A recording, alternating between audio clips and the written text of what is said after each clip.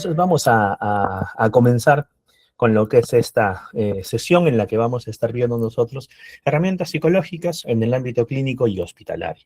Quien les habla es el psicólogo Eduardo Moras Rosado, soy psicólogo clínico de la salud, actualmente ya psicooncólogo, bien, y docente universitario en el área de la psicología clínica ya desde el 2019, ¿no? En cursos de psicopatología, de pruebas psicológicas, de diagnóstico, informe psicológico, de entrevista psicológica, ¿no?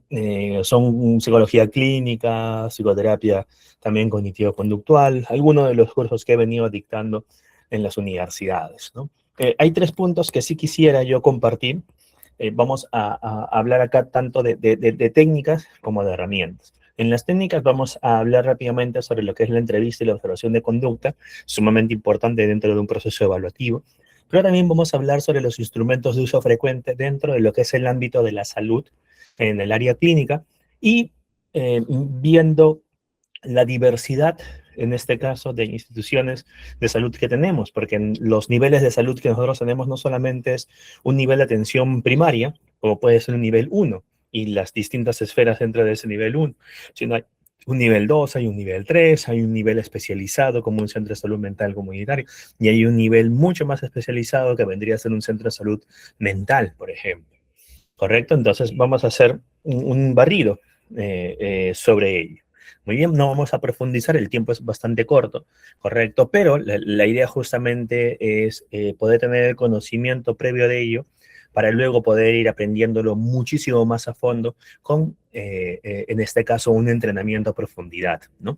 Entonces la agenda va a ser el rol del psicólogo en un establecimiento de salud, ¿bien? Vamos a hablar, como les digo, sobre la entrevista dentro de un centro de salud y en este caso lo que es la observación de conducta. Vamos a detectar también y a mencionar algunas red flags, ¿no? Banderas rojas, sobre cuándo no debería de esperar la atención del paciente, no solamente en el ámbito psicológico, sino cuando implicaría una derivación de manera inmediata. Recordemos que si vamos a ir a un salón, probablemente vayamos a ir a una posta, a un centro de salud de primer nivel. Y un centro de salud de primer nivel no tiene especialidades. Generalmente las especialidades que vamos a encontrar va a ser psicología, medicina general, por ahí odontología. Por ahí también puede haber terapia física, ¿no? El área de CRET, ¿no? Que es más para los más pequeños. Pero un área especializada como de repente anestesiología, neumología, cardiología, gastroenterología, oncología, etcétera, son espacios que vamos a encontrar nosotros en un segundo y en un tercer nivel, ¿no? E incluso un área de psiquiatría probablemente no vayamos a tener dentro de estos niveles de atención. Por eso es que implica la evaluación de nuestro paciente y saber en qué momento poder derivarlo, en qué momento poder generar también la referencia a otra institución en la cual sí exista el personal idóneo para poder realizar la intervención. Y por último, vamos a hablar sobre los instrumentos de uso frecuente dentro de lo que es el ámbito clínico. Bien. Para comenzar el rol del psicólogo dentro de un establecimiento de salud, lo primero que nosotros realizamos son evaluar las necesidades tanto a nivel emocional, conductual, cognitiva y psicosociales, ¿correcto? Sobre todo si es que estamos en un nivel inicial, primario, ¿no? De primer nivel, porque dentro de en un centro de salud o de una posta realizamos nosotros evaluaciones de tamizaje, ¿correcto? Tamizaje de ansiedad, tamizaje de depresión, tamizaje de conductas de repente adictivas, tamizaje de violencia en la pareja, violencia intrafamiliar, ¿no? Entonces, son actividades que realizamos nosotros justamente para poder determinar si es que mi paciente necesita una atención dentro de mi establecimiento o necesita una derivación, ¿correcto? Por eso siempre va a ser en un primer punto, como rol, evaluar esas necesidades. Lo segundo, la intervención siempre es en una forma breve, segura y va a ser basada en prioridades y en las necesidades que tenga mi paciente. Por eso, previamente yo realizo un plan de evaluación, pero ese plan de evaluación generalmente es un plan de evaluación corto, que en un primer nivel normalmente tiende a ser de tamizaje y de prevención. ¿Bien? Después de ello, tengo que registrar yo todas las actividades que hago dentro de mi historia clínica y, de ser necesario, poder comunicarla a los equipos multidisciplinarios con los cuales yo puedo trabajar. ¿Correcto? Y lo último es el derivar cuando el caso supere el nivel de atención o la competencia del profesional. Un ejemplo, Yo trabajo en un hospital de tercer nivel, ¿correcto? Ese hospital de tercer nivel tiene un departamento de psicología y de los hospitales es de los pocos que tiene un departamento de psicología. Generalmente son servicios, pero acá tenemos un departamento de psicología. La jefatura es una persona, es un profesional de la salud mental, psicólogo, bien, es una psicóloga en este caso. Y si es que llega un caso, mi persona, por consultorio externo, que requiere una evaluación neuropsicológica, yo no tengo el perfil, yo no tengo las competencias, no soy especialista en neuropsicología, no podría evaluar. Tengo que derivar el caso. Dentro del staff de psicólogos y psicólogas del departamento de psicología en el cual yo trabajo, hay profesionales que tienen esa especialidad, serán los indicados para poder realizar la evaluación. ¿Qué pasaría si es que llega un paciente oncológico por consultorio externo y necesita ser evaluado, la parte psico-oncológica? Evidentemente, quien llega en ese momento y es el profesional que lo atiende, es muy probable que lo vaya a derivar a mí. ¿Por qué? Porque yo soy el especialista dentro de lo que es esa área. Por eso es importante saber derivar en qué momento y en qué momento poder hacerlo, ¿correcto? Un dato, y esto es muy importante, ¿correcto? No solamente porque yo se los comparto, sino es porque tiene un tema legal detrás de ello, es que dentro de la historia clínica, lo que uno registra es lo único que aconteció y que pasó dentro de tu sesión. ¿Qué quiere decir? Que lo que omitas, que lo que no coloques, quiere decir de que eso nunca se dio. Bien, entonces dentro de tu registro de historia clínica, y esto como dato, como tip, ¿bien? Es apuntar cada una de las actividades que se han realizado, además de los datos e información que te brinda el paciente. No es que el paciente me dijo esto y yo lo digo de manera verbal, pero uno va a la historia y no se encuentra. ¿Y cuál es el documento legal? El documento legal siempre va a ser la historia clínica. Por eso, recomendación inicial, apuntar todo lo que el paciente indica, ya sean datos e información, a partir de la entrevista que yo realice, del proceso evaluativo a través de las pruebas psicológicas, todo eso dentro de la historia clínica. Bien, así también como las recomendaciones o sugerencias que se puedan realizar y bueno, los informes psicológicos que uno pueda realizar también al paciente. Esto como introducción a lo que vamos a estar viendo nosotros acá. Muy bien. La primera pregunta, en este caso que un clínico debe de realizarse, no es el qué diagnóstico tiene el paciente, porque no todos los pacientes, más aún si es que estamos hablando nosotros de los que van a realizar un proceso de serums, van a ingresar a un centro de salud o un establecimiento de salud de primer nivel, la gran mayoría de pacientes no cuenta con un diagnóstico. ¿Correcto?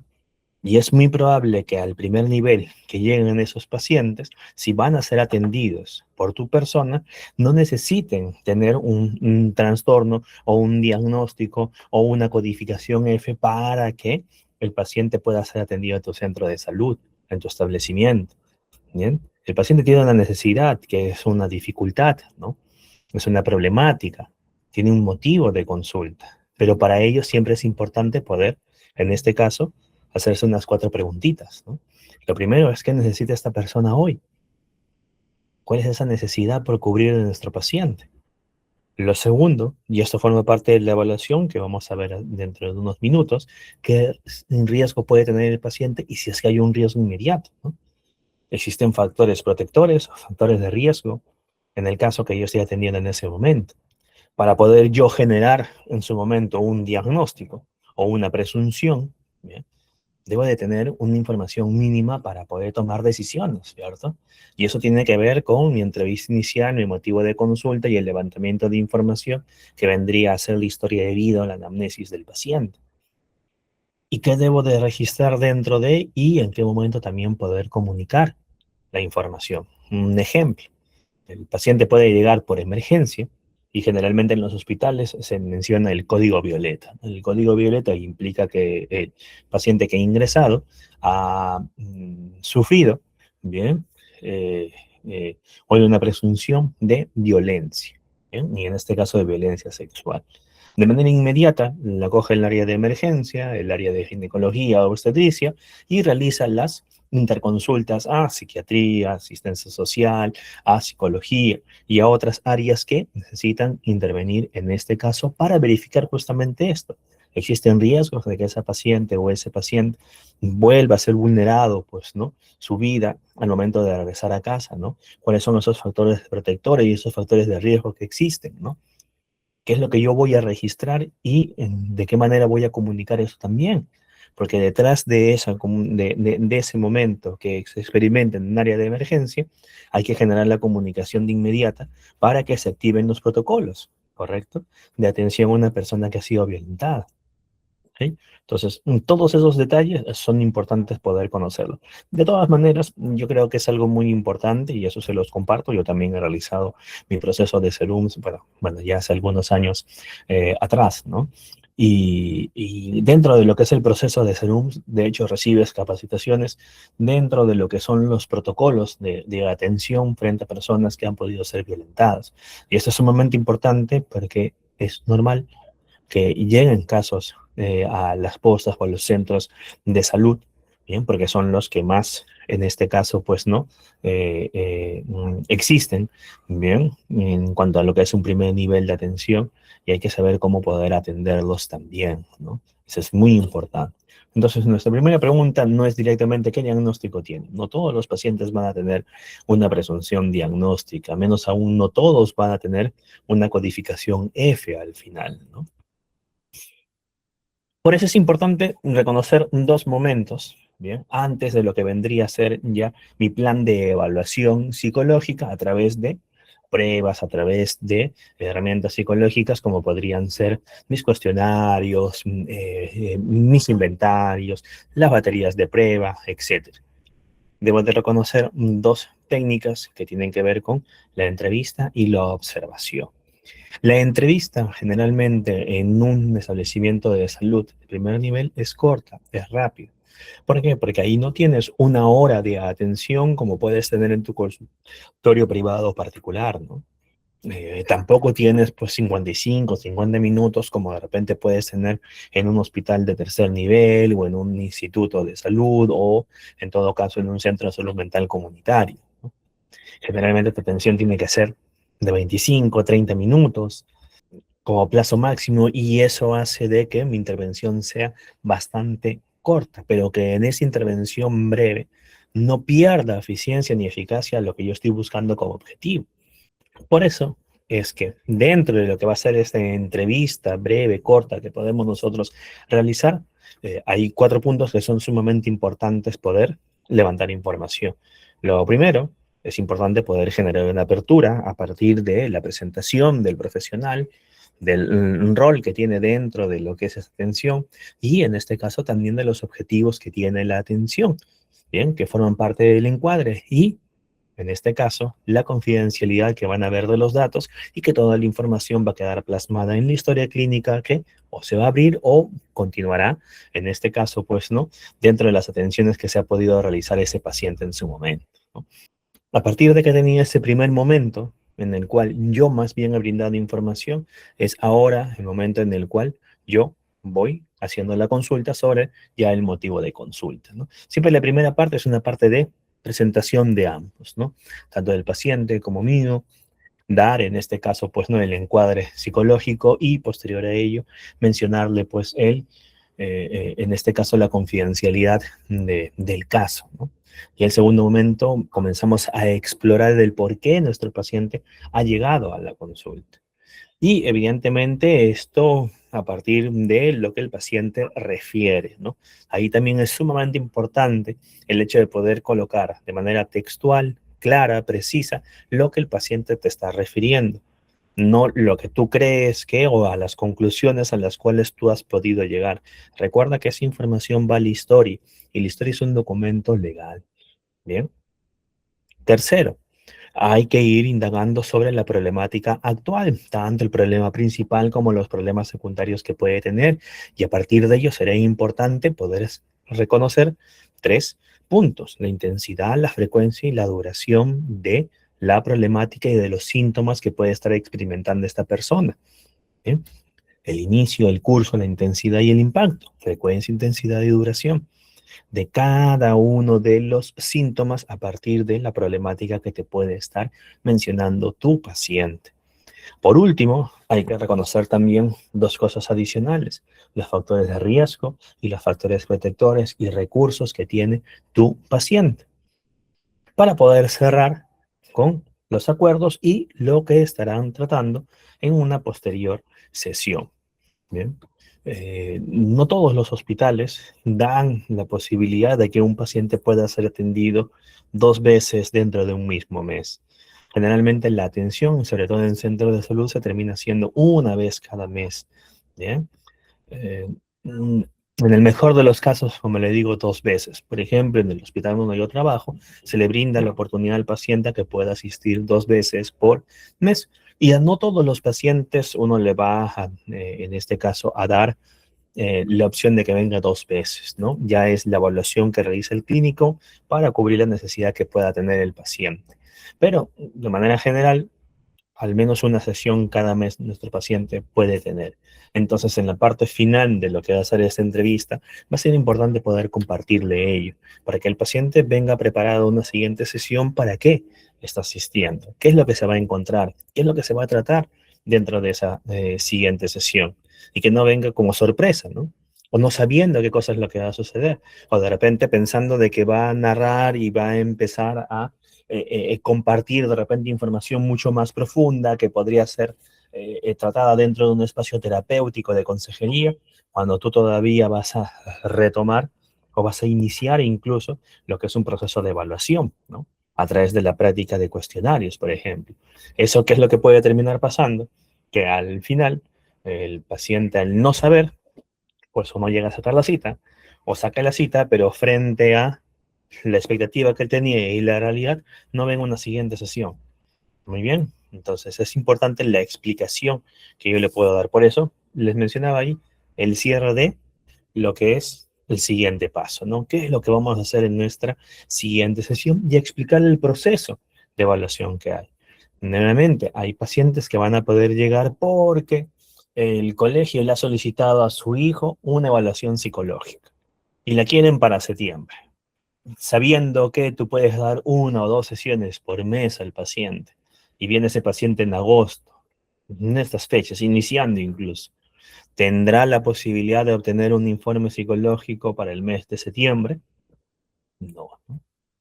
Entonces es importante poder explicarle eso dentro de ese primer contacto que yo tengo, sobre todo cuando ya se ha levantado los datos, información relevante de nuestro paciente, del motivo de consulta, de la problemática, de esos factores de riesgo y protectores, para que el paciente sepa, conozca, más aún incluso sabiendo ya el motivo de consulta. Mi paciente quiere una evaluación para su hijo. La requiere para la primera semana de septiembre y presentarlo porque está en un proceso de admisión. La va a poder conseguir a través de mi centro de salud, pues lo más probable es de que no lo vaya a poder conseguir y tenga que buscar otro hospital o de repente sacarlo desde un establecimiento ya particular. Bien, es importante poder compartir esa información, pero toda esa información viene a partir de lo que el paciente ya te ha podido brindar, y eso viene a partir del expertise que yo tengo en la entrevista psicológica. ¿Bien? Preguntas esenciales que no deben de faltar, ¿no? Teniendo en consideración estos 4 puntos anteriores, ¿no? ¿Desde cuándo ocurre y qué cambio ha podido suceder desde entonces? Lo segundo, es muy importante saber si es que está afectando, en este caso, necesidades biológicas, fisiológicas, como el sueño, como el apetito, o situaciones de repente sociales, como puede ser el trabajo, el estudio, la familia o el propio autocuidado, ¿no? Hay que verificar también qué ha intentado el paciente hacer y qué es lo que le ha ayudado, aunque sea de manera parcial, porque aquí nosotros vamos ya verificando estas estrategias de afronte que puede tener, con las que ya cuenta nuestro paciente. Y por último, y no menos importante, saber si es que mi paciente puede tener conductas autolesivas o ideación incluso de hacerse daño o de hacer daño a otras personas, ¿no? Por eso viene esa pregunta, ¿no? ¿Ha pensado en hacerse daño o en no seguir viviendo? Todo esto se resume en detectar los factores protectores y también los factores de riesgo.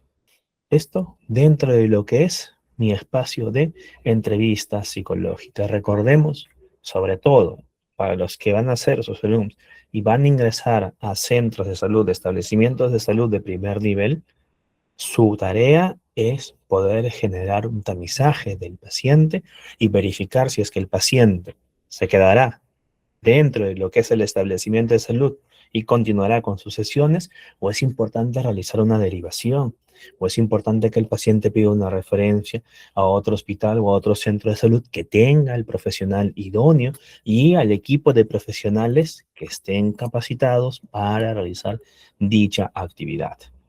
Bien,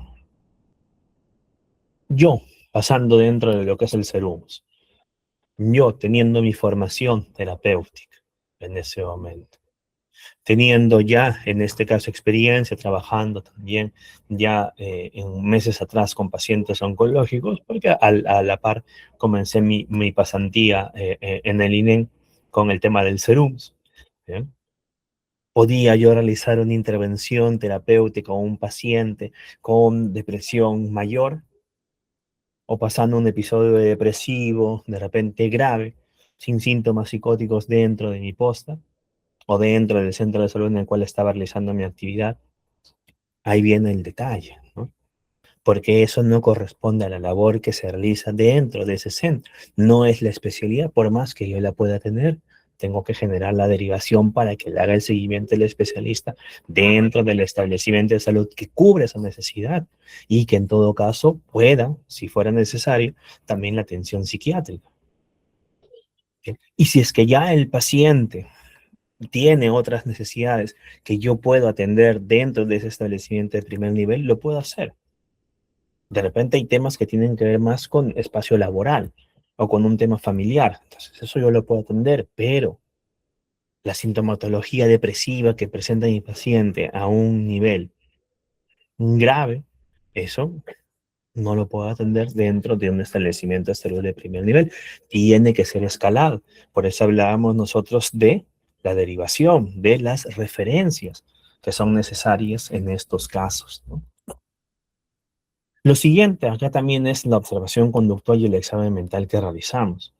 Nuevamente, ese primer contacto que tenemos y ese primer barrido va a ser justamente de tamizaje para poder detectar esta sintomatología que mi paciente puede tener y que ya tengo la evidencia con este proceso evaluativo que acabo de hacer y es necesario la derivación.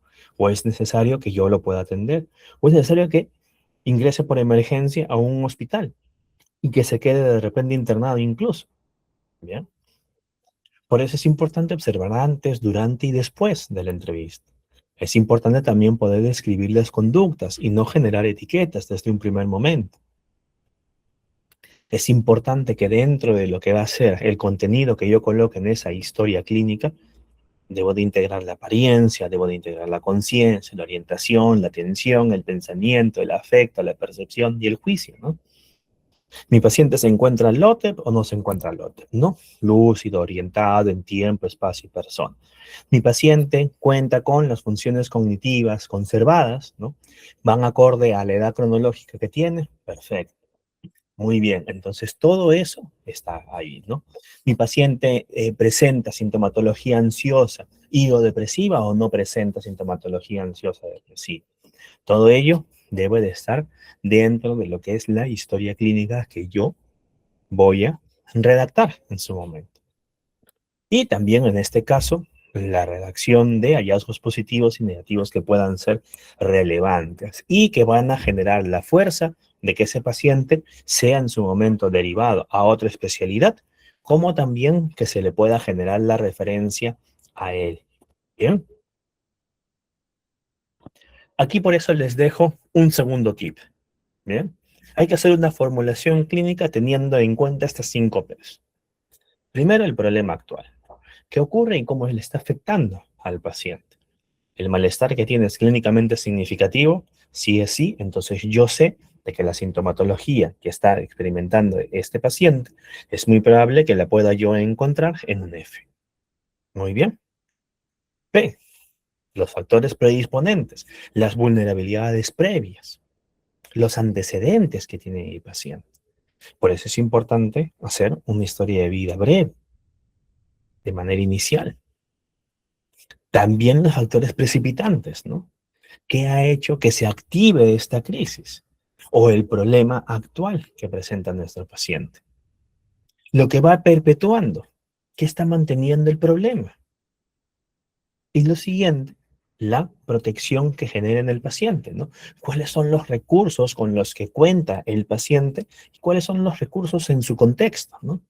En la familia, en sus amistades, en el trabajo, en la parte académica, en la comunidad, ¿no?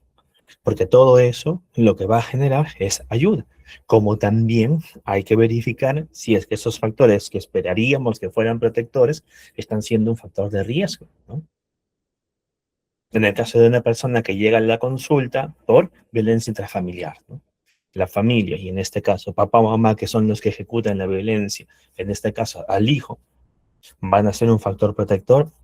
No, si es que ellos están ejecutando eso, no va a ser un factor protector, va a ser de riesgo.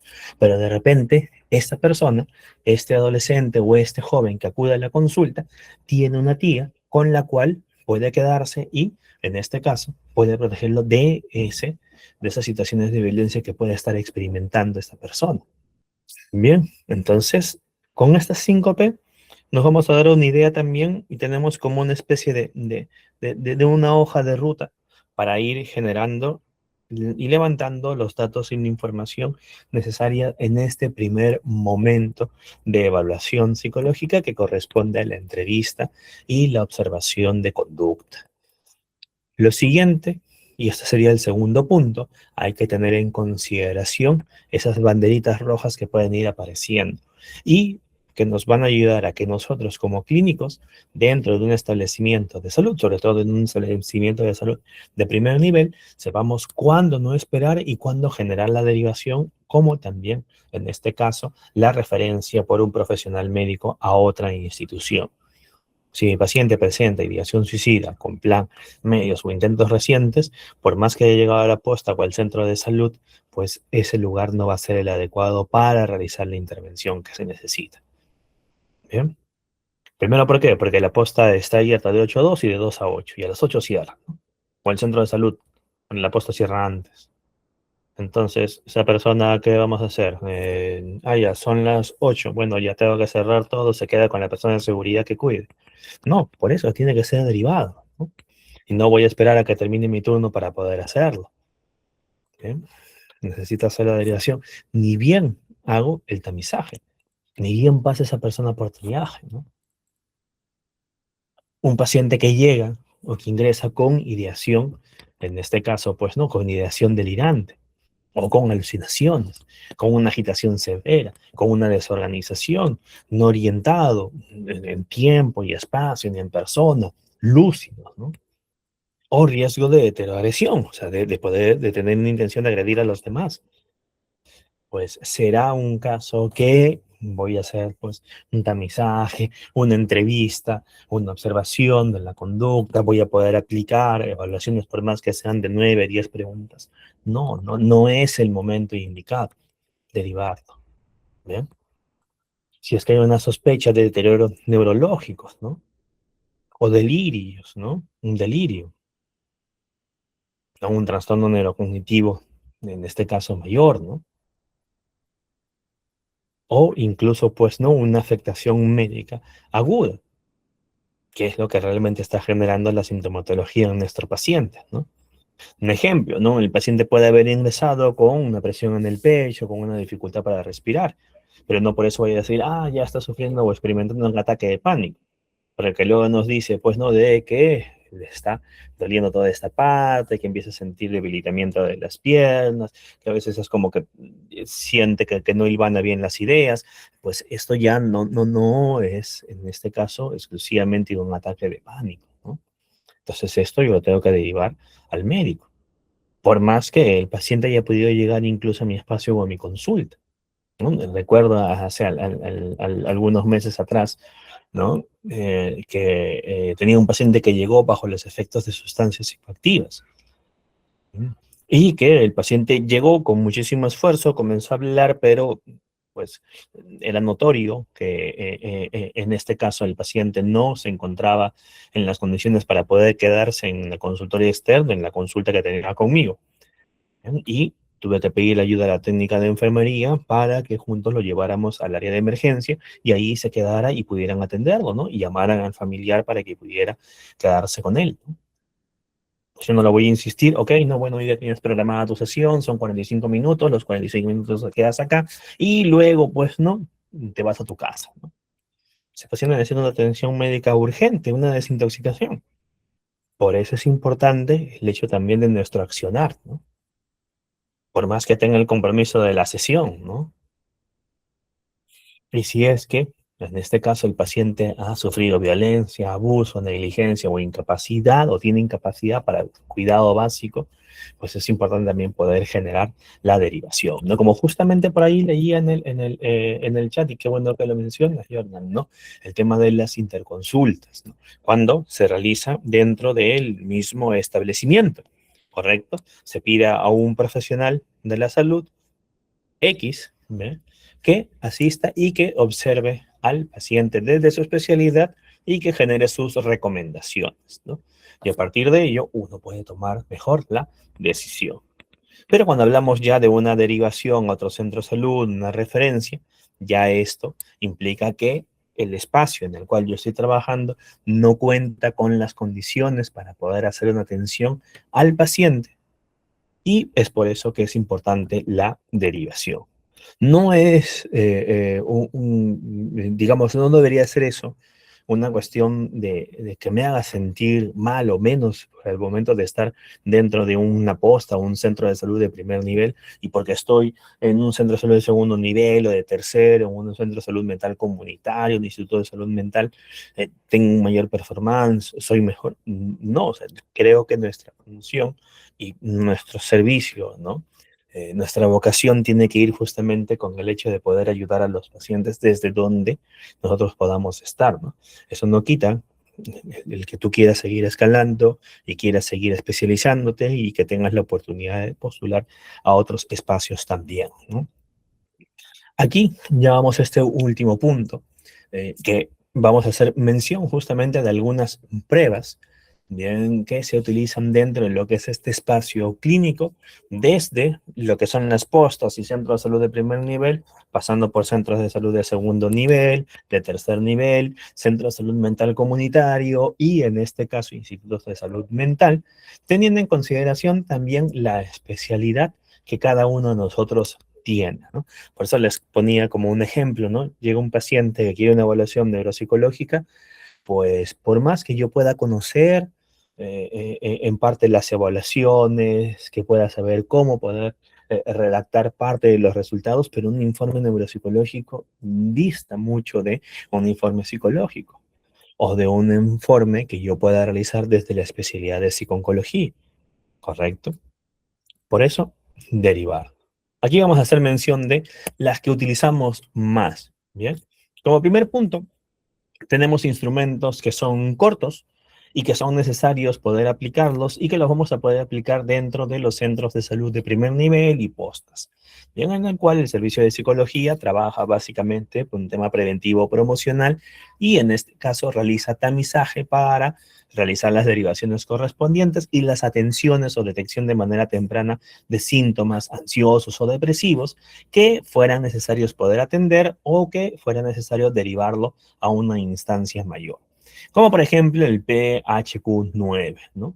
Que lo que va a medir es sintomatología depresiva en personas adultas, ¿bien? Y tiene una orientación más de tamizaje, ¿bien? Y de estimación inicial de la severidad. Ojo, las pruebas que estoy mencionando yo en este momento y que voy a hacer mención en las próximas diapositivas no tienen o no cubren o no son de carácter diagnóstico. Ninguna de las pruebas por sí solas van a generar un diagnóstico clínico.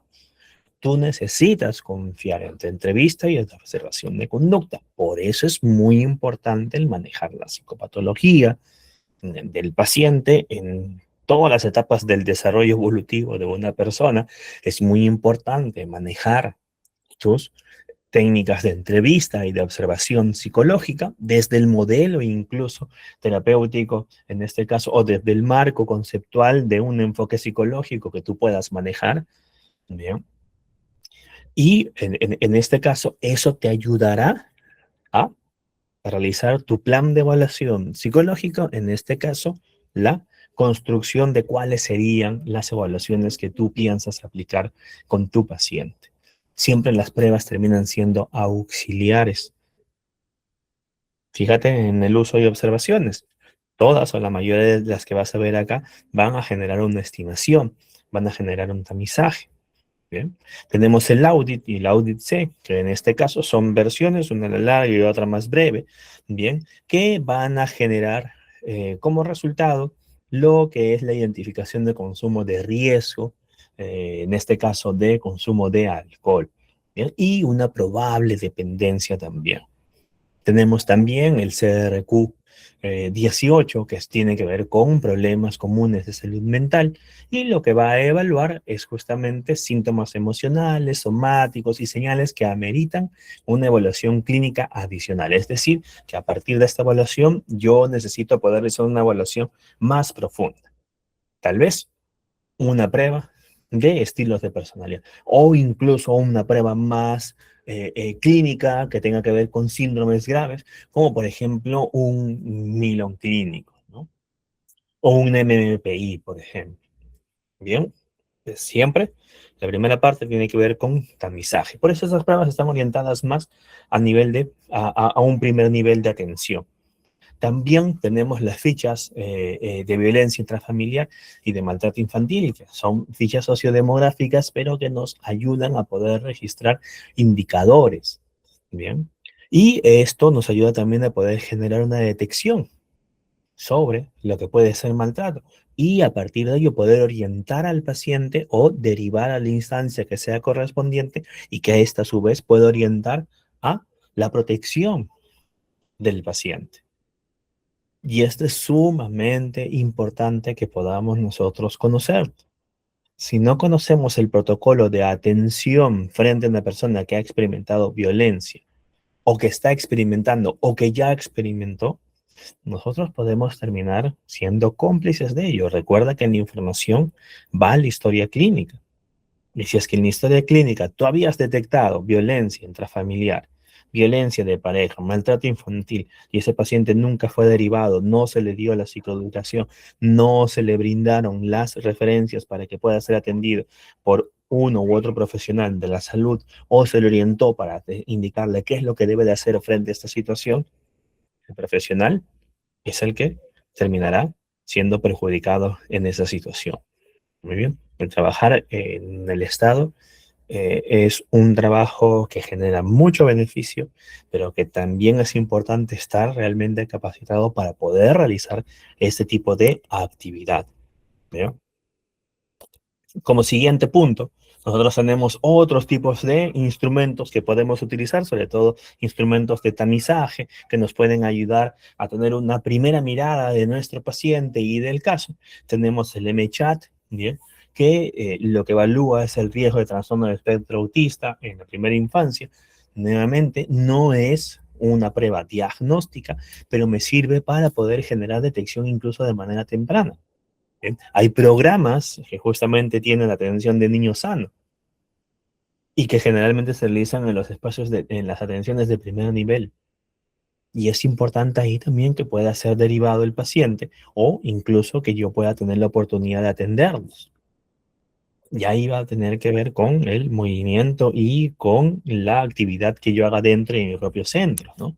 Puede estar dentro del consultorio y ahí puede ser mi espacio en el que voy a trabajar, como también el hecho de poder tener la oportunidad de tener contacto con otras especialidades médicas y a partir de ello me pueda sumar a ese tamizaje que se da al menor. También está el PCC, justo le está describiendo por ahí orden, ¿no? Que lo que busca es poder detectar de manera temprana, bien, problemas emocionales, conductuales y atencionales. Bien, esta se puede terminar complementando, ¿no? Con lo que es la información que puede brindar el cuidador, el tutor, el apoderado, papá o mamá, ¿no? También hay una lista de evaluación de habilidades sociales. Es más, incluso el Ministerio de Salud tiene un programa de habilidades sociales y generalmente es lo que se aplica dentro de los centros de salud.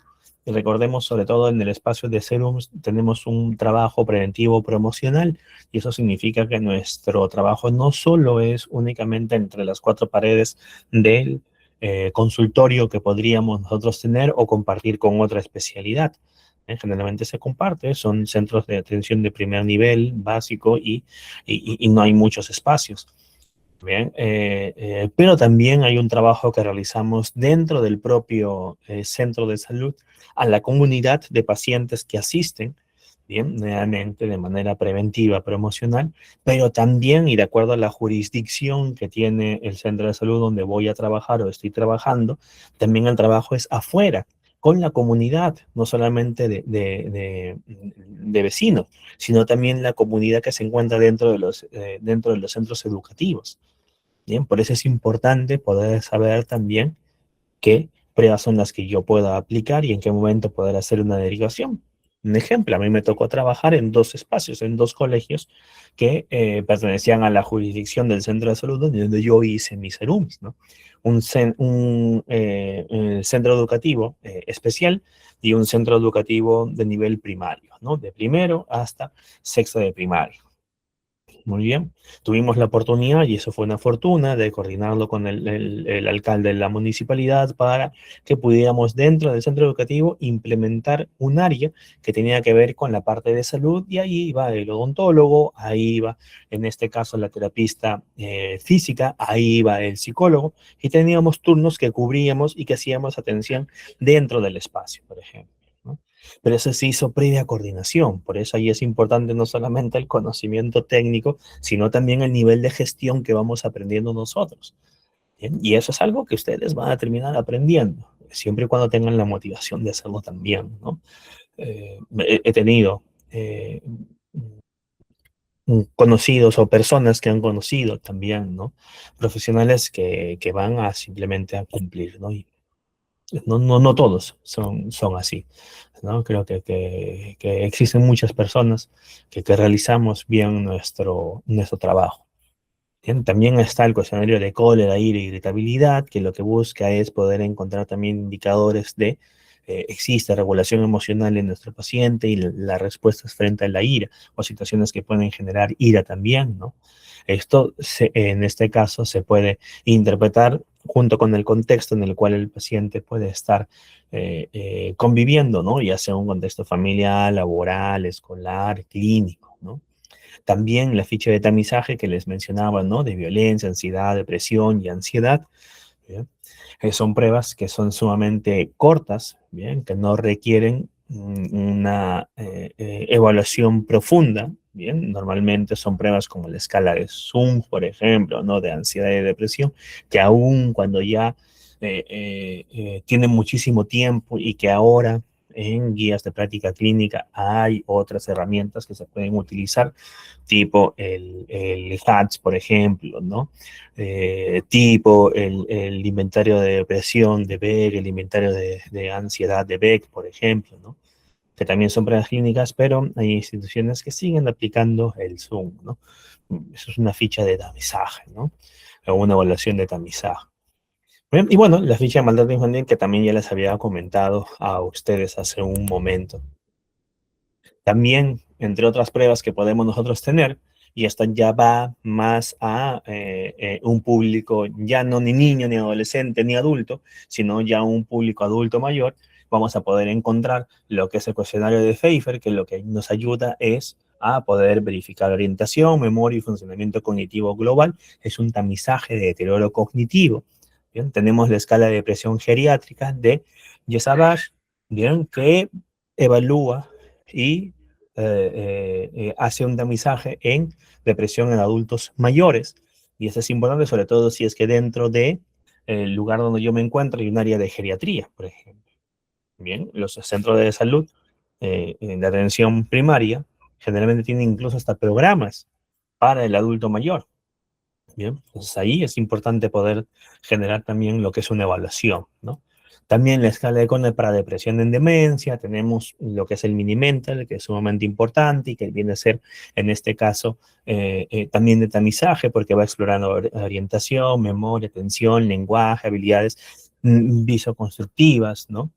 Y el test del reloj también, que es importante y que es corto en la aplicación, ¿correcto?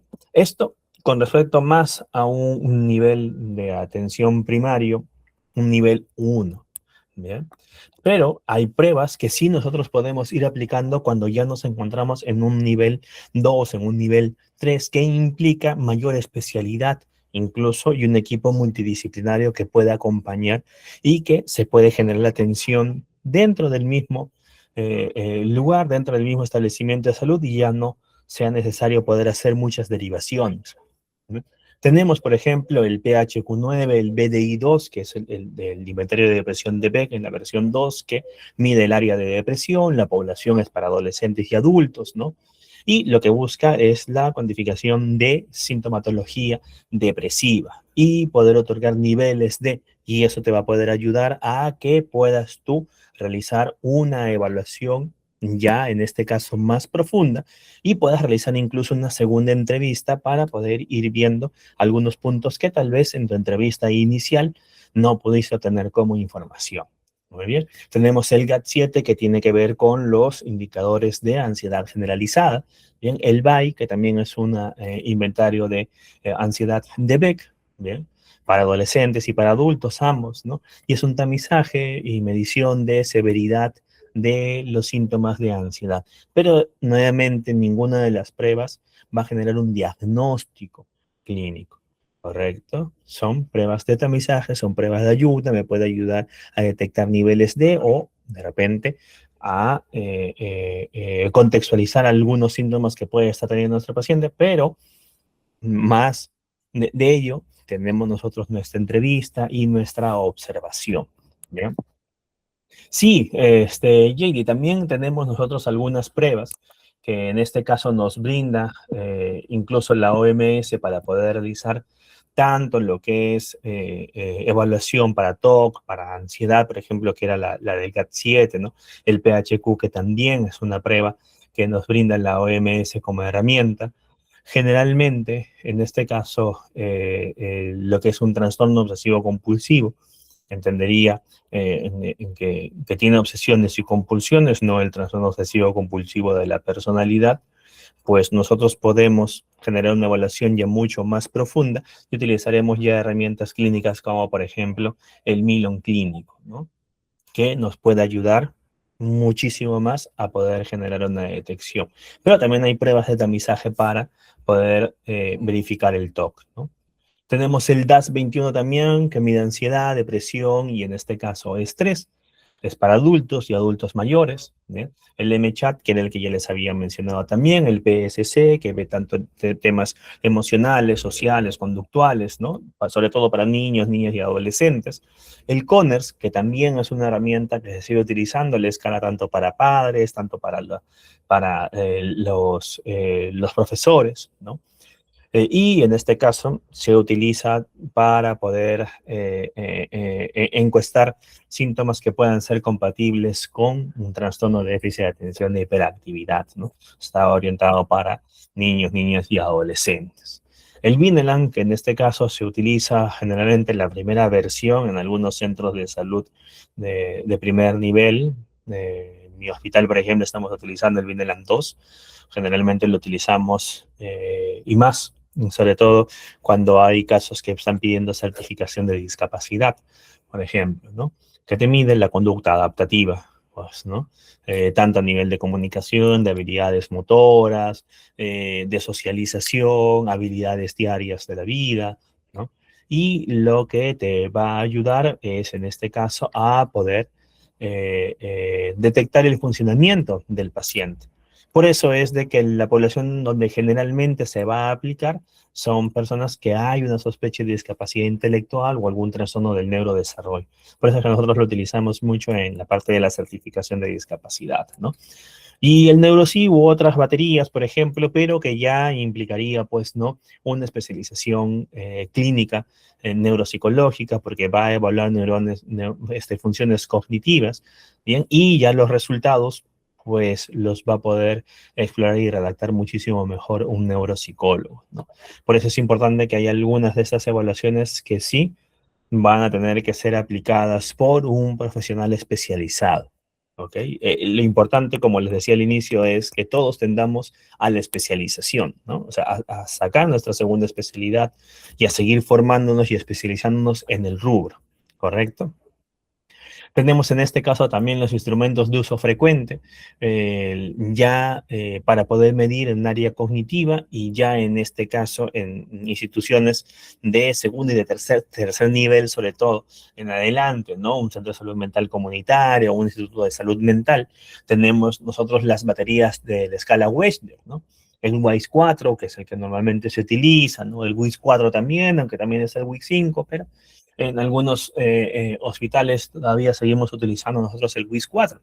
En el hospital utilizamos el WIS 4, por ejemplo, ¿no? El WIPSI 3 también, que generalmente es el WIPSI que se está utilizando ahora, aunque también existe su otra versión, ¿no? La versión 4, pero es el WIS 4 y el WIPSI 3 es el que generalmente se van utilizando, ¿no? En hospitales de tercer nivel, en centros de salud mental comunitario y en institutos de salud mental también, ¿no? Porque los institutos de salud mental son mucho más especializados y trabajan de una manera multidisciplinaria y en equipos, ¿no? Un equipo, por ejemplo, de rehabilitación.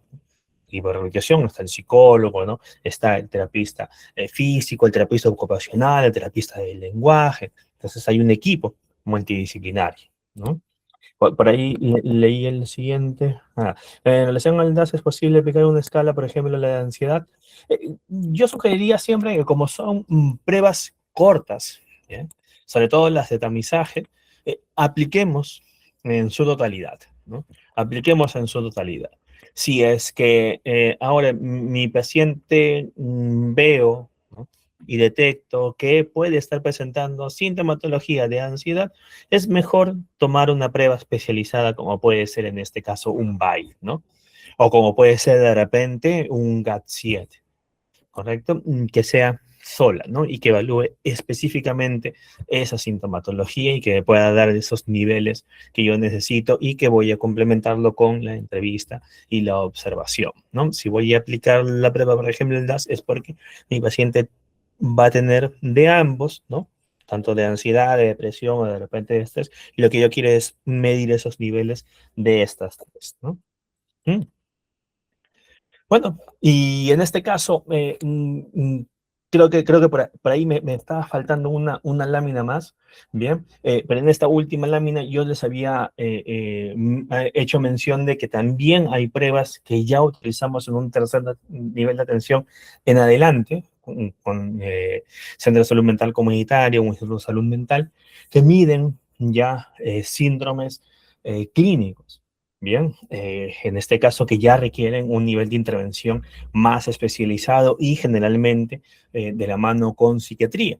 Bien, como por ejemplo, pues no, la esquizofrenia, los trastornos bipolares, los trastornos de personalidad, trastornos de ansiedad como trastorno de ansiedad generalizada, trastorno mixto de ansiedad y depresión, ¿no? Trastorno obsesivo compulsivo, un TDAH, TEA, ¿no?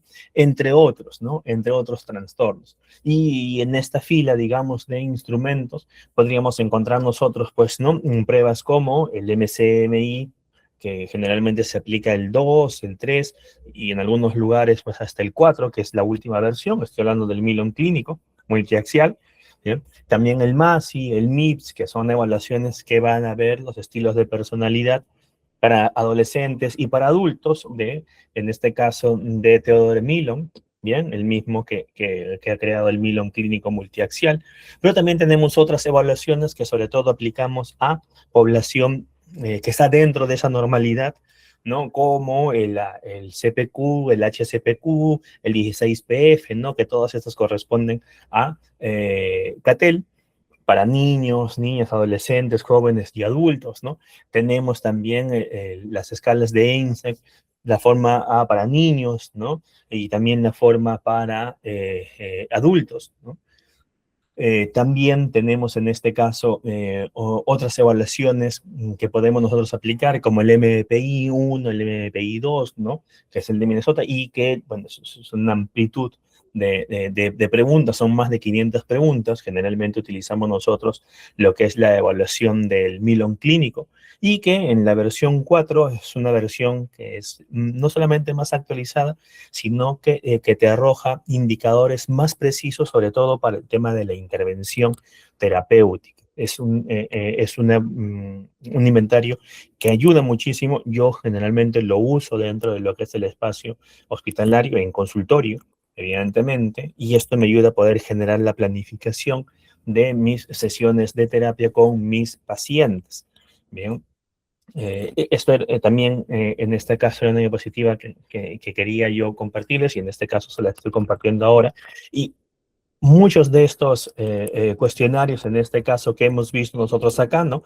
De estas evaluaciones cortas de tamizaje, que son importantes poder conocerlas, porque estas yo las realizo dentro de, sobre todo en el SERUMS, ¿no? En los centros de salud, sobre todo de primer nivel, ¿no?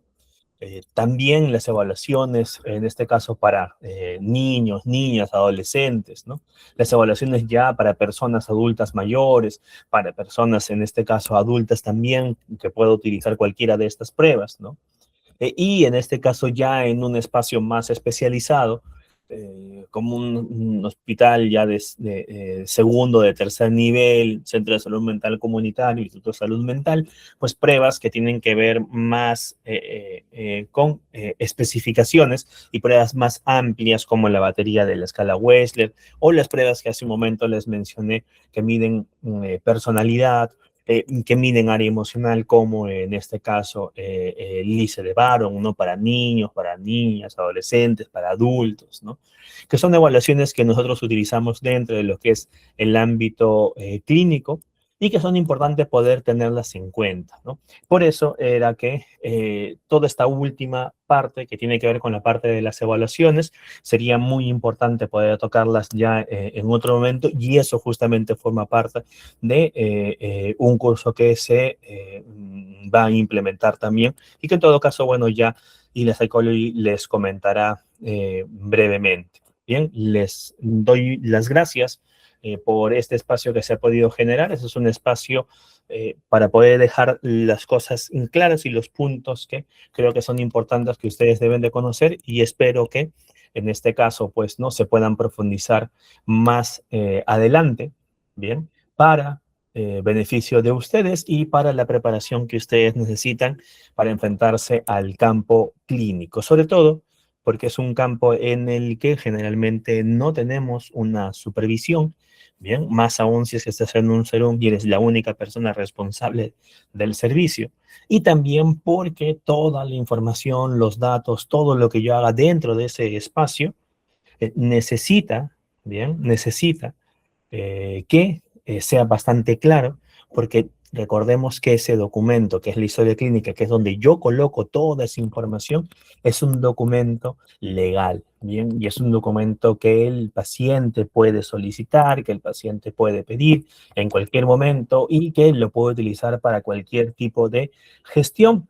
Bien, y bueno, en algunos casos que se utiliza en gestiones ya que tienen que ver de tipo judicial, ¿no? De tipo judicial. Entonces, lo importante siempre es estar preparados, ¿no? Muy bien, muchísimas gracias, Frank. Muchas gracias. Y la Psychology, cuidamos tu salud.